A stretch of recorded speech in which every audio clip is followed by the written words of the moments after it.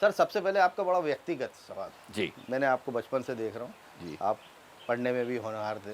जी, पढ़ लिखने के बाद आप उस ज़माने में इंजीनियरिंग आपने करी, जिस जी, ज़माने में कहते थे बेटा डॉक्टर इंजीनियर ही 2 ही चीज़ें होती जी, हैं, उस ज़माने में आपने इंजीनियरिंग की। जी, तो ऐसा कौन-सा कॉलेज था आपका इंजीनियरिंग का कि आपने पढ़ी तो इंजीनियरिंग, लेकिन आप बात कर रहे हैं ह्यूमन बिहेवियर की, ह्यूमन जी, साइंस की, ह्यूमन साइकोलॉजी की। जी, ये फ़ील्ड कहाँ से कहाँ पहुँच गई? हालाँकि आपने अपनी इंडस्ट्री डाली है, वो भी भगवान की दया से बहुत अच्छी चल रही है। जी। लेकिन ये इस फ़ील्ड में आप आ गए और इस लेवल तक आ गए कि आप ब्यूरोक्रेसी को भी एड्रेस करते हैं।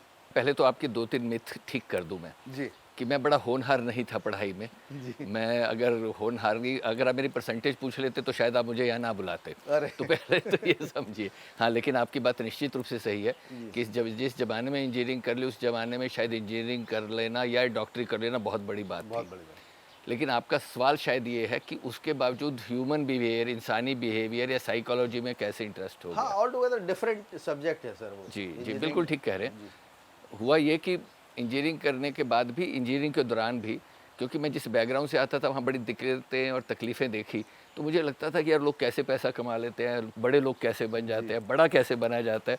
तो मुझे लगा साइकोलॉजी शायद समझे इन लोगों की तो समझ आए कि जी। कैसे बड़ा बन जाता है।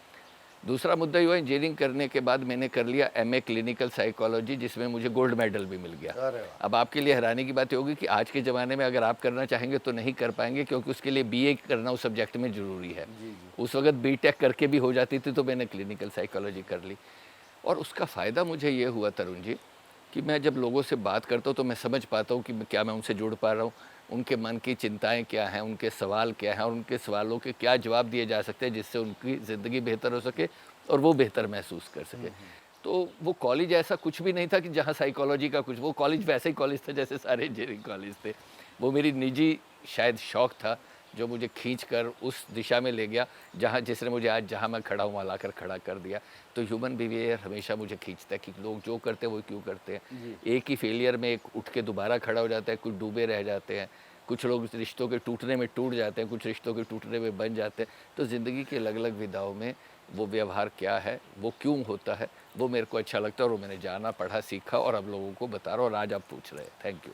लेकिन सर आप तो कभी ऐसे थे नहीं जब आपसे हम जब मिला करते थे स्कूल तक हमने जी, साथ में रहे, जी। तब तो कभी आप ऐसे नहीं थे, इस तरह की बातें आप नहीं करते थे। एकाएक ये बदलाव कैसे और क्यों? हाँ, पुराने दोस्तों के साथ मिलने का एक बड़ा फ़ायदा होता है कि आप याद कर पाते हैं कि यात्रा कहाँ से कहाँ हो गई। आपने जो मेरी यात्रा देखी एक वो बड़े नॉटी किस्म के, सहज किस्म के लड़के की देखी।